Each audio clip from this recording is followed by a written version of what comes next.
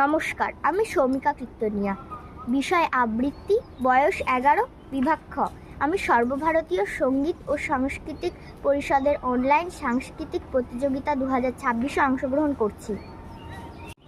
কবি ভবানীপ্রসাদ মজুমদারের লেখা হরিনামের পরিণাম।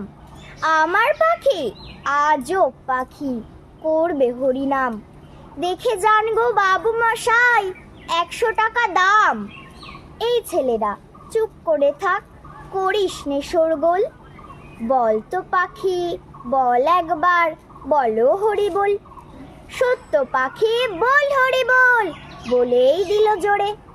বংশী বাবু 100 টাকায় নিলেন খাঁচা ধরে। বাড়ি ফিরে সবাইকে জড়ো করলেন ডেকে।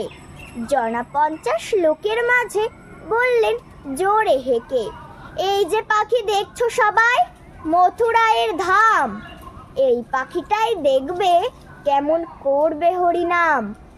এই ছেলেরা চুপ করে থাক, করিস না শোরগোল। বল তো পাখি বল একবার, বলো হরি বল।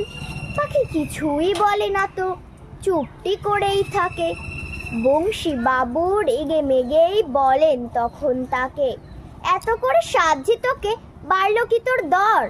দোহাই পাখি বল হরি বল, নইলে খাবি চর।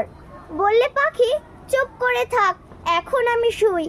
বল হরি বল, বলবো পরে, মরবি যখন তুই। নমস্কার।